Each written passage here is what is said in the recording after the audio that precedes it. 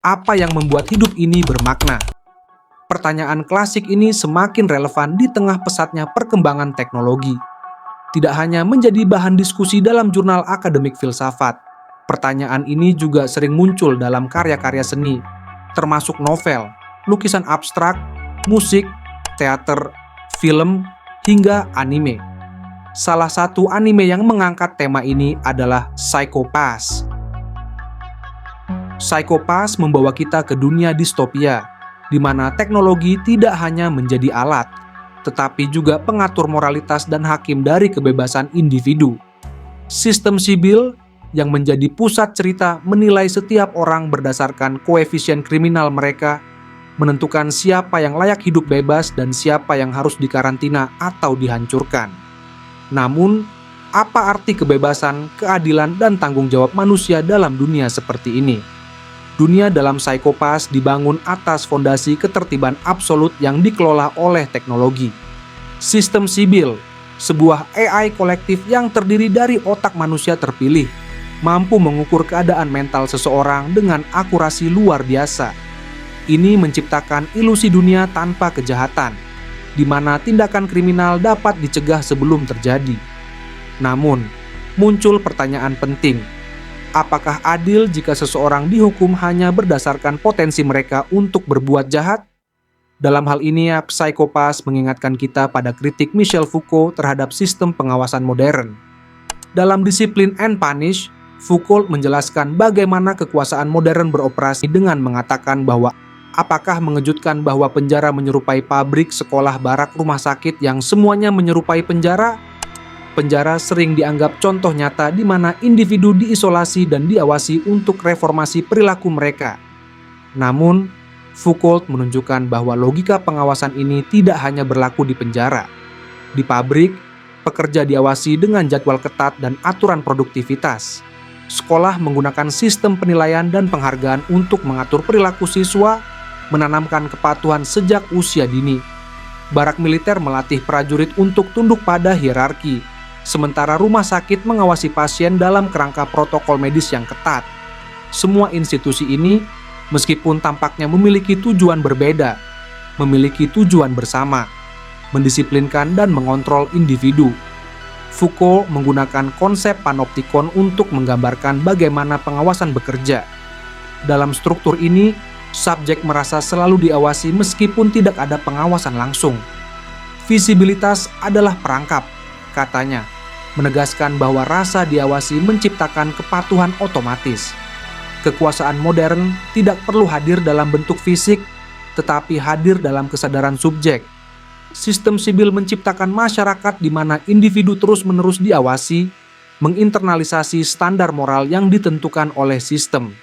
Apa yang digambarkan oleh Foucault dan Psycho Pass adalah cerminan dari dunia modern kita, di mana kekuasaan beroperasi secara lebih subtil namun lebih efektif.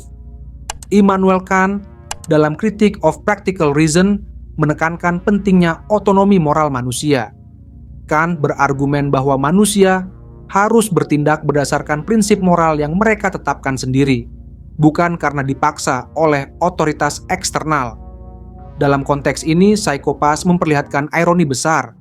Meskipun sistem Sibyl bertujuan menciptakan masyarakat yang bermoral, ia justru melucuti otonomi moral individu.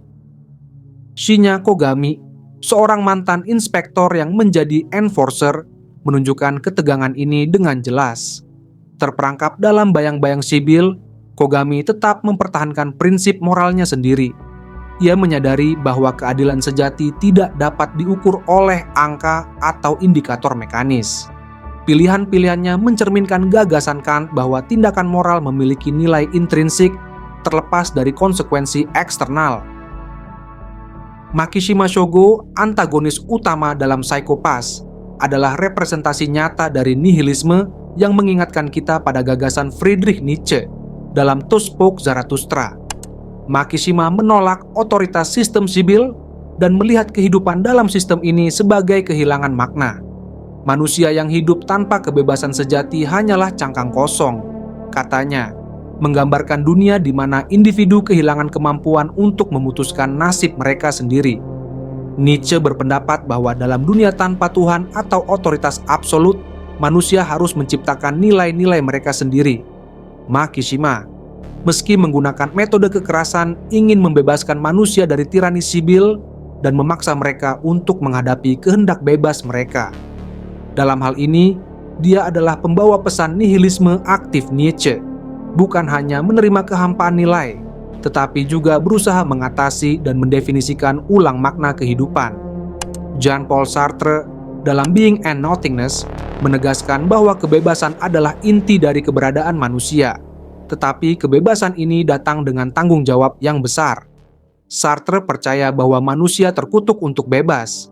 Kita tidak bisa menghindari kebebasan untuk memilih, meskipun dalam situasi yang tampaknya sepenuhnya dikendalikan oleh kekuatan eksternal.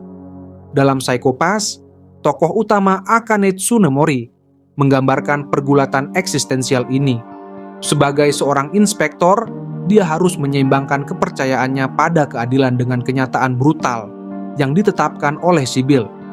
Namun, seiring berjalannya cerita, Akane menyadari bahwa meskipun hidup di bawah sistem yang menekan kebebasan, dia tetap memiliki tanggung jawab untuk membuat keputusan moral. Dia menolak nihilisme total Makishima, tetapi juga tidak sepenuhnya menerima determinisme sibil. Dalam hal ini, Akane menjadi simbol perjuangan eksistensial manusia modern. Bagaimana menemukan makna dan tanggung jawab di tengah keterbatasan yang ada. Anime Psycho-Pass adalah refleksi mendalam tentang hubungan kompleks antara manusia dan teknologi. Dengan memanfaatkan konsep-konsep dari Foucault, Kant, Nietzsche, dan Sartre, serial ini menggali pertanyaan-pertanyaan mendasar tentang kebebasan, keadilan, dan makna hidup. Dunia yang diciptakan oleh sistem sibil mungkin terlihat sempurna di permukaan, namun ia mengungkapkan kerapuan moral manusia ketika kebebasan diambil alih oleh mesin. Di dunia kita yang semakin bergantung pada teknologi, Psycho-Pass berfungsi sebagai pengingat kuat bahwa kemajuan teknologis tidak boleh mengorbankan nilai-nilai fundamental manusia. Seperti yang pernah dikatakan Nietzsche, dia yang memiliki alasan untuk hidup dapat menanggung hampir semua cara. Dalam pencarian makna hidup, manusia tetap harus menjadi pusat dari segala keputusan moral. Bukan hanya sekadar angka di layar mesin atau standar media sosial.